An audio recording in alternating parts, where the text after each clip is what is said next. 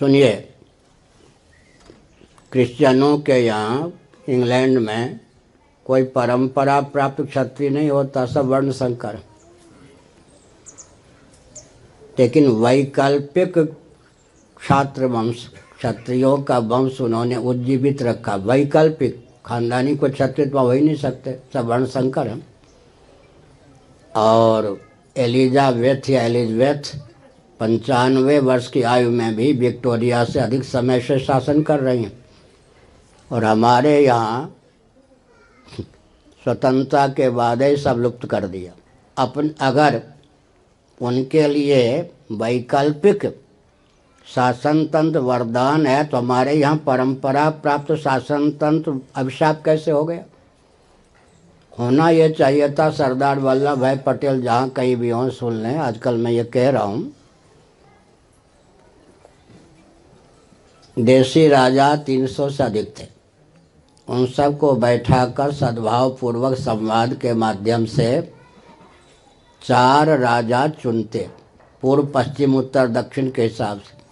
एक शंकराचार्य की सीमा में एक राजा नियुक्त करते। शंकराचार्य का दायित्व होता सनातन शास्त्र सम्मत उनको मार्गदर्शन दें। उनका दायित्व होता कि उनके मार्गदर्शन में धर्मराज्य रामराज्य की प्रतिष्ठा करें।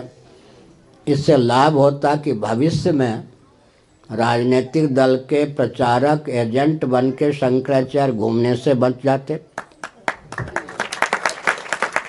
और देश में धर्मराज्य रामराज्य की प्रतिष्ठा होती।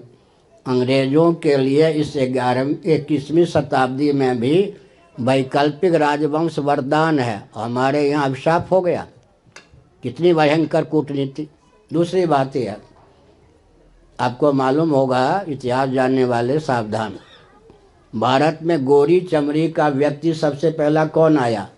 सिकंदर। भारत में गोरी चमड़ी का सबसे पहला व्यक्ति सिकंदर आया, एक दंडी स्वामी जैसे हमें। उनसे मिला। भगवान शंकराचार्य की जो गद्दी चलाने की परंपरा है, व्यासपीठ, उसको उसने समझा। उसी की अनुकृति पोप जी की गद्दी। इस 21वीं शताब्दी में भी पोप जो हैं क्रिश्चियन रिलीजन पंथ या मजहब के सर्वोत्कृष्ट गुरु हैं और जिस वेटिकन सिटी में रहते हैं उसको राजधानी की मान्यता दी गई है और पोप जी सेनाध्यक्ष और राष्ट्राध्यक्ष भी होते हैं। सुधन्वा, सार्वभौम सम्राट सुधन्वा ने जो आदि शंकराचार्य जी को प्रशस्ति पत्र दिया, उसमें सबसे पहले गोवर्धन पुरी पीठ, 4 राजधानियाँ आपने बनाई, उसमें पुरी का राजधानी है।